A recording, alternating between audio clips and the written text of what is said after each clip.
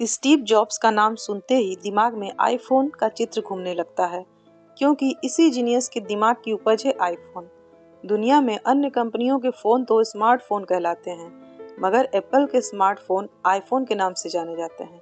मगर मैं यहाँ आपको एप्पल, आईफोन या एप्पल के प्रोडक्ट के बारे में कुछ भी नहीं बताने वाली हूँ, बल्कि मैं आपको एप्पल बनाने वाले स्टीव जॉब्स की stay hungry stay foolish speech को सुनाऊंगी। यह स्पीच स्टैनफोर्ड यूनिवर्सिटी के दीक्षांत समारोह में 15 जून 2005 को मूलतः अंग्रेजी भाषा में दी गई थी। इस स्पीच को सुनकर आपके जीवन में बहुत से सवालों के जवाब स्वतः मिल जाएंगे। यह स्पीच आपके अंदर पॉजिटिव ऊर्जा का प्रसार करेगी और आपको जीवन में आगे बढ़ने के लिए सतत प्रेरित करेगी। इस स्पीच को मोटिवेशनल गुरु संदीप माहेश्वरी भी सुनने के लिए कह चुके हैं, तो आप इसी बात से अंदाज़ा लगा सकते हैं कि आप क्या सुनने जा रहे हैं। तो हो जाइए तैयार दुनिया की सबसे बेहतरीन स्पीच सुनने के लिए। धन्यवाद।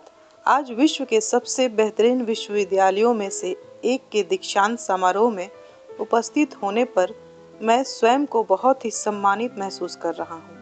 मैं आपको एक सच बताना चाहता हूँ कि मैं कभी किसी कॉलेज से पास नहीं हुआ और आज पहली बार मैं किसी कॉलेज ग्रेजुएशन समारोह के इतने पास पहुँचा हूँ। आज मैं आपको अपने जीवन की 3 कहानियाँ सुनाता हूँ। बहुत ज़्यादा नहीं, बस 3 कहानियाँ। पहली कहानी डॉट्स कनेक्ट करने के विषय में है। रीड कॉलेज में प्रवेश लेने के 6 महीने के अंदर ही मैंने पढ़ाई छोड़ दी, लेकिन मैं उसके 18 महीने बाद तक वहाँ किसी तरह आता जाता रहा। तो प्रश्न यह है कि मैंने कॉलेज क्यों छोड़ा। असल में इसकी शुरुआत मेरे जन्म से पहले की है। मेरी जन्म देने वाली माता एक यंग अविवाहित ग्रेजुएट छात्रा थी और वह मुझे किसी को गोद लेने के लिए देना चाहती थी, लेकिन उनकी यह इच्छा थी कि कोई कॉलेज ग्रेजुएट ही मुझे अडॉप्ट करे। इस प्रकार सब कुछ सेट था और मैं एक वकील और उसकी पत्नी के द्वारा अडॉप्ट किया जाने वाला था कि अचानक उन्होंने अपना विचार बदल दिया और निर्णय लिया कि असल में उन्हें एक लड़की चाहिए। इसीलिए तब आधी रात को मेरे माता पिता, जो तब वेटिंग लिस्ट में थे, को कॉल करके बताया गया कि हमारे पास एक बेबी बॉय है, क्या आप उसे गोद लेना चाहेंगे? और उन्होंने तुरंत हाँ कर दी। बाद में मेरी जन्म देने वाली माता को पता चला कि मेरी माता कॉलेज से ग्रेजुएट नहीं है और पिता तो हाई स्कूल भी पास नहीं है, इसलिए उन्होंने अंतिम एडॉप्टेशन पेपर साइन करने से मना कर दिया। लेकिन कुछ महीनों बाद मेरे होने वाले माता पिता के कॉलेज से मुझे कॉलेज भेजने के वायदा देने के कारण वह मान गई। इस प्रकार मेरी ज़िंदगी की शुरुआत कुछ इस तरह हुई और 17 साल बाद मैं कॉलेज गया, लेकिन गलती से मैंने स्टैनफोर्ड जैसा ही महंगा कॉलेज चुन लिया। मेरे वर्किंग क्लास माता पिता की सारी जमा पूंजी मेरी पढ़ाई में खर्च होने लगी। 6 महीने बाद मुझे इस पढ़ाई का कोई महत्व दिखाई नहीं दिया। मुझे कोई आइडिया नहीं था कि मैं अपनी ज़िंदगी में क्या करना चाहता हूँ और कोई आइडिया नहीं था कि कॉलेज किस तरह मुझे इसमें मदद करेगा। और यहाँ मैं अपने माता पिता की जीवन भर की जमा पूंजी खर्च करता जा रहा था। इसलिए मैंने कॉलेज ड्रॉप आउट करने का निर्णय लिया और यही विचार किया, जो भी होगा अच्छा होगा। उस समय तो सब कुछ मेरे लिए बहुत डरावना था, लेकिन जब मैं बीते हुए समय में देखता हूँ तो मुझे लगता है यह मेरी ज़िंदगी का सबसे अच्छा फैसला था। जैसे ही मैंने कॉलेज ड्रॉप आउट किया तो मुझे जिन क्लासेस में इंटरेस्ट नहीं था तो मैंने उन्हें करना छोड़ दिया और मैं केवल अपने इंटरेस्ट की ही क्लासेस करने लगा। ये सब कुछ इतना आसान नहीं था। मेरे पास रहने के लिए कोई कमरा भी नहीं था, इसलिए मुझे दोस्तों के कमरों में ज़मीन पर सोना पड़ता था। मैं कोक की बोतलों को लौटाकर मिलने वाले पैसों से खाना खाता था। मैं प्रत्येक रविवार रात को 7 मील पैदल चलकर हरे कृष्णा मंदिर जाता था, जिससे कि सप्ताह में कम से कम एक दिन पेट भरकर खाना खा सकूं। यह करना मुझे अच्छा लगता था। मैंने अपने जीवन में जो भी अपनी जिज्ञासा और इंट्यूशन की वजह से किया, वह बाद में मेरे लिए अनमोल साबित हुआ। इसे मैं एक एग्जाम्पल के द्वारा बताता हूँ। शायद उस समय रेड कॉलेज देश की सबसे अच्छी जगह थी जहाँ कैलीग्राफी सिखाई जाती थी। पूरे कॉलेज परिसर में हर एक पोस्टर, हर एक लेबल बहुत ही खूबसूरती से हाथों से कैलीग्राफ किया जाता था। क्योंकि मैं कॉलेज छोड़ चुका था, इसलिए मुझे सामान्य क्लासेस करने की कोई आवश्यकता नहीं थी। तो मैंने निर्णय लिया कि मैं कैलीग्राफी की क्लास करूँगा और इसे अच्छी तरह से सीखूँगा। मैंने सेरिफ और सैंस सेरिफ टाइप फेसेस के बारे में सीखा, अलग अलग अक्षरों के बीच में स्पेस वेरी करना सीखा और किसी अच्छी टाइपोग्राफी को क्या अच्छा बनाती है यह भी सीखा। यह खूबसूरत था, ऐतिहासिक था, इतना आर्टिस्टिक था कि इसे विज्ञान द्वारा कैप्चर नहीं किया जा सकता था और मुझे बहुत ही आकर्षक लगता था। उस समय कोई भी ऐसा विचार नहीं था कि मैं इन चीज़ों का प्रयोग कभी अपने जीवन में करूँगा। लेकिन जब 10 साल बाद हम पहला मैचिंटोश कंप्यूटर बना रहे थे, तब मैंने इसे मैक में डिज़ाइन कर दिया और यह खूबसूरत टाइपोग्राफी वाला विश्व का पहला कंप्यूटर बन गया। अगर मैंने कॉलेज में केवल कैलीग्राफी में ही प्रवेश लिया होता तो मैक में कभी मल्टीपल टाइप फेसेस या प्रोपोर्शनली स्पीड फॉन्ट नहीं होते। और क्योंकि विंडोज़ ने मैक की कॉपी की थी, तो किसी भी पर्सनल कंप्यूटर में यह सब नहीं होता। अगर मैंने कभी ड्रॉप आउट नहीं किया होता, तो मैं कभी कैलीग्राफी की वो क्लासेस नहीं कर पाता और फिर शायद पर्सनल कंप्यूटर में जो फॉन्ट्स होते हैं वे होते ही नहीं। अवश्य ही जब मैं कॉलेज में था तो भविष्य में देखकर इन डॉट्स को कनेक्ट करना असंभव था। लेकिन 10 साल बाद जब मैं बीते हुए समय में देखता हूँ तो सब कुछ बिल्कुल स्पष्ट नजर आता है। आप कभी भी भविष्य को देखकर डॉट्स कनेक्ट नहीं कर सकते हैं, आप केवल पीछे देखकर ही डॉट्स कनेक्ट कर सकते हैं। इसलिए आपको विश्वास करना होगा कि अभी जो भी हो रहा है वह आगे चलकर किसी न किसी तरह आपके फ्यूचर से कनेक्ट हो जाएगा। आपको किसी न किसी में विश्वास करना ही होगा, अपने गट्स में, अपने भाग्य पर, अपने जीवन पर, अपने कर्म में या किसी न किसी चीज़ में विश्वास करना ही होगा, क्योंकि इस बात में विश्वास रखना कि आगे चलकर डॉट्स कनेक्ट होंगे आपको अपने दिल की आवाज़ सुनने की हिम्मत देगा। उस समय भी जब आप बिल्कुल अलग रास्ते पर चल रहे होंगे और यही बात आपको अन्य लोगों से अलग बनाएगी। मेरी दूसरी कहानी लव और लॉस के विषय में है। मैं भाग्यशाली था। मैं जिस चीज़ से प्यार करता था वह मुझे जल्दी ही मिल गई और मैंने अपने पिता के गैराज के एप्पल शुरू की तब मैं 20 वर्ष का था।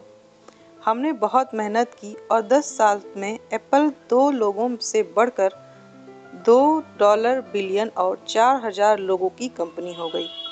हमने अभी 1 साल पहले ही हमारी बेहतरीन रचना मैकिन्टोश रिलीज़ की और मैं 30 का हो गया था और मुझे कंपनी से निकाल दिया गया। आप अपनी बनाई हुई कंपनी से कैसे निकाले जा सकते हैं?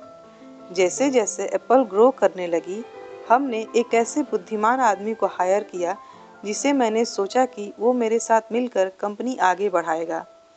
पहले 1 साल सब कुछ ठीक चला, लेकिन फिर कंपनी के फ्यूचर विजन को लेकर हम दोनों में विवाद होने लगे। बात बोर्ड ऑफ डायरेक्टर तक पहुंच गई और उन लोगों ने उसका साथ दिया। इस प्रकार 30 वर्ष की आयु में मुझे निकाल दिया गया और पब्लिकली भी निकाल दिया गया। जो मेरी पूरी एडल्ट लाइफ का फोकस था, अब वह खत्म हो चुका था और यह पूरी तरह से ही बर्बाद करने वाला था। मुझे वास्तव में अगले कुछ महीनों तक समझ ही नहीं आया कि मैं क्या करूं। मुझे लगा कि सब कुछ इतनी आसानी से स्वीकार करके मैंने अपने पहले की पीढ़ी के उद्योगपतियों को नीचा दिखाया है। मैं डेविड पैकर्ड और बॉब नाइसी से मिला और सब कुछ ऐसे हो जाने पर उनसे माफ़ी मांगी। मैं एक बहुत बड़ा पब्लिक फेलियर था। एक बार तो मैंने वैली छोड़कर जाने की भी सोची, पर धीरे धीरे मुझे एहसास हुआ कि मैं जो काम करता हूँ उसके लिए मैं अभी भी उत्साहित हूँ। एप्पल में जो कुछ हुआ उसकी वजह से मेरे पैशन में थोड़ी सी भी कमी नहीं आई है।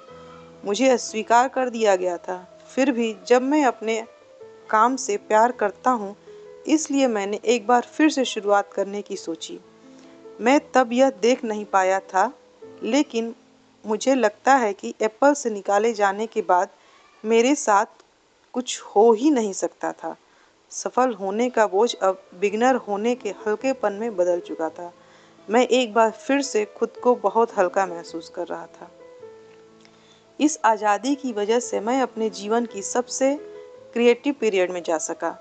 अगले 5 सालों में मैंने एक कंपनी नेक्स्ट और दूसरी कंपनी पिक्सर शुरू की और इसी दौरान मैं एक बहुत ही अद्भुत महिला से मिला जो आगे चलकर मेरी पत्नी बनी। पिक्सर ने विश्व की पहली computer animated movie toy story बनाई और इस समय यह विश्व का सबसे सफल एनिमेशन स्टूडियो है। एप्पल ने एक अप्रत्याशित कदम उठाते हुए नेक्स्ट को खरीद लिया और मैं एप्पल में फिर से चला गया। आज एप्पल नेक्स्ट द्वारा विकसित की गई तकनीक प्रयोग करती है। अब लॉरेन और मेरा एक सुंदर सा परिवार है। मैं पूरे विश्वास के साथ कह सकता हूँ कि अगर मुझे एप्पल से नहीं निकाला गया होता तो मेरे साथ यह सब कुछ नहीं होता। यह एक कड़वी दवा थी, लेकिन मेरे विचार में मरीज को इसकी ज़रूरत थी। कभी कभी जिंदगी आपको इसी तरह ठोकर मारती है।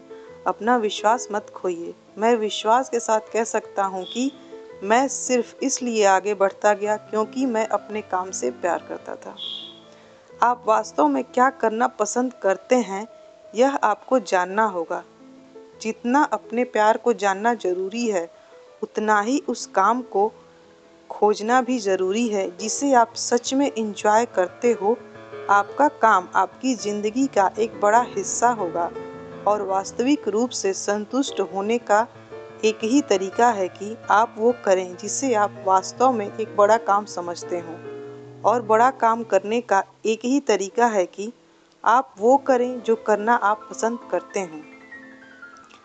यदि आपको अभी तक वो काम नहीं मिला है तो आप रुकिए मत, उसे खोजते रहिए।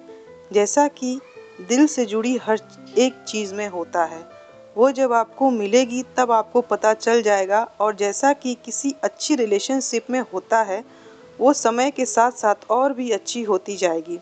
इसलिए खोजते रहिए, रुकिए मत। मेरी तीसरी कहानी मृत्यु के विषय में है। जब मैं 17 वर्ष का था तो मैंने एक सुविचार पढ़ा था जो कुछ इस तरह था: यदि आप प्रत्येक दिन ऐसे जिएं जैसे कि यह आपकी ज़िंदगी का अंतिम दिन है, तो आप किसी न किसी दिन सही साबित हो जाएंगे।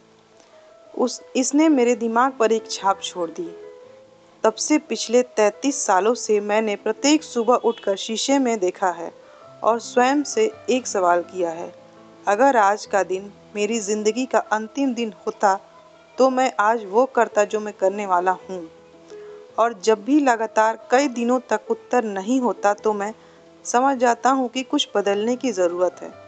इस बात को याद रखना कि मैं बहुत जल्द मर जाऊँगा मुझे अपने जीवन के बड़े निर्णय लेने में सबसे ज़्यादा मददगार होगा, क्योंकि जब एक बार मृत्यु के बारे में सोचता हूँ तब सारी अपेक्षाएं, सारा गर्व, असफल होने का सारा डर, सब कुछ गायब हो जाता है और सिर्फ वही शेष रह जाता है जो वास्तव में महत्वपूर्ण है। इस बात को याद रखना कि एक दिन मरना ही है, किसी भी चीज़ को खोने के डर को दूर करने का सबसे अच्छा तरीका है। आप पहले से ही नंगे हैं। ऐसा कोई कारण नहीं है कि आप अपने दिल की ना सुने। करीब 1 साल पहले ही पता चला कि मुझे कैंसर है। सुबह 7:30 बजे मेरा स्कैन हुआ, जिसमें साफ साफ दिखाई दे रहा था कि मेरे अग्नाशय में ट्यूमर है। मुझे तो जानकारी भी नहीं थी कि पैनक्रियाज क्या होता है। डॉक्टर ने लगभग पूरे विश्वास के साथ बताया कि मुझे एक ऐसा कैंसर है जिसका उपचार संभव नहीं है और जब मेरा जीवन केवल 3 से 6 महीने का ही है। डॉक्टर ने मुझे सलाह दी कि मैं घर जाऊं और अपनी सभी चीज़ें व्यवस्थित कर लूं, जिसका डॉक्टर की भाषा में मतलब था कि आप मरने की तैयारी कर लीजिए। इसका अर्थ है कि आप कोशिश करिए कि आप अपने बच्चों से जो सारी बातें अगले 10 साल में करते वो अगले कुछ ही महीनों में कर लीजिए। इसका तात्पर्य यह है कि आप सब कुछ सुव्यवस्थित कर लीजिए कि आपके बाद आपके परिवार को कम से कम परेशानी हो। इसका यह अर्थ हुआ कि आप सभी को गुड बाय कर दीजिए। मैंने इस डायग्नोसिस के साथ पूरा दिन बिता दिया और शाम को मेरी बायोप्सी हुई, जहां मेरे गले के रास्ते पेट से होते हुए मेरी आंत में एक एंडोस्कोप डाला गया और एक सुई से ट्यूमर से कुछ सेल्स निकाले गए। मैं तो बेहोश था, लेकिन मेरी पत्नी जो वहाँ उपस्थित थी उसने बताया कि डॉक्टर ने माइक्रोस्कोप से मेरे सेल्स देखे तो वह रो पड़ा, क्योंकि सेल्स देखकर डॉक्टर समझ गया कि मुझे एक बहुत ही दुर्लभ प्रकार की पैनक्रिएटिक कैंसर है जो कि सर्जरी से ठीक हो सकता है। मेरी सर्जरी हुई और सौभाग्य से अब मैं ठीक हूँ। मृत्यु के इतने पास में मैं इससे पहले कभी नहीं पहुँचा और उम्मीद करता हूँ कि अगले कुछ दशकों तक पहुँचूँ भी नहीं। ये सब देखने के बाद मैं और भी विश्वास के साथ कह सकता हूँ कि मृत्यु एक उपयोगी विशुद्ध रूप से बौद्धिक संकल्पना है। कोई भी मरना नहीं चाहता है, यहाँ तक कि जो लोग स्वर्ग जाना चाहते हैं वो भी वहाँ जाने के लिए मरना नहीं चाहते। फिर भी मृत्यु वह स्थान है जिसे हम सभी शेयर करते हैं। आज तक इससे कोई बचा नहीं है और ऐसा ही होना चाहिए, क्योंकि मृत्यु ही एकमात्र जीवन का सबसे बड़ा आविष्कार है। यह जिंदगी को बदलती है, पुराने को समाप्त कर नए का रास्ता खोलती है। और इस समय नए आप हैं, पर ज़्यादा नहीं, कुछ ही दिनों में आप भी पुराने हो जाएंगे और रास्ते से साफ हो जाएंगे। इतना ड्रामेटिक होने के लिए मैं माफ़ी चाहता हूँ, लेकिन यह सच है। आपका समय सीमित है, इसलिए इसे किसी और की ज़िंदगी जी कर व्यर्थ मत कीजिए। बेकार की सोच में मत फंसिए। अपने जीवन को दूसरों के हिसाब से मत चलाइए। औरों के विचारों के शोर में अपनी ज़िंदगी की आवाज़ को मत दबाइए। और सबसे महत्वपूर्ण यह है कि अपने दिल और सहज बुद्धि इंट्यूशन की बात सुनने का साहस रखें। वे पहले से ही जानते हैं कि तुम वास्तव में क्या बनना चाहते हो, बाकी सब सेकेंडरी है। तो पहले अपने दिल की आवाज़ सुने, बाकी सारी चीज़ें सेकेंडरी हैं। और अंत में आप सभी से मैं यही कहना चाहूँगा, स्टे हंग्री, स्टे फुलिश। मैंने हमेशा अपने लिए यही मांगा है। और जब आप सभी लोग यहाँ से ग्रेजुएट हो रहे हैं तो मैं आप सभी के लिए भी यही विश करता हूँ, स्टे हंग्री, स्टे फुलिश। यानी कि भूखे रहिए और मूर्ख रहिए। भूखे यानी कि कुछ करने की भूख आपके अंदर होनी चाहिए। और मूर्ख रहो, क्योंकि मूर्ख रहकर ही आप सब कुछ सीख पाओगे। अगर आपको ये लगता है कि आप सब कुछ पहले से ही जानते हैं तो आप कुछ भी नहीं सीख पाएंगे। तो भूखे रहिए और मूर्ख रहिए। Stay hungry, stay foolish. आप सभी को बहुत बहुत धन्यवाद। और दोस्तों, मैं यह आशा करती हूँ कि आपने इस वीडियो से बहुत कुछ सीखा होगा। इस स्पीच को कन्वर्ट करने में या मुझसे कोई भूल हुई हो तो उसके लिए मुझे माफ़ कर दें। ऐसे ही इंस्पायरनल, मोटिवेशनल, लाइफ चेंजिंग वीडियोस देखने के लिए मेरे चैनल को ज़रूर सब्सक्राइब करके बेल आइकन को प्रेस कर दें।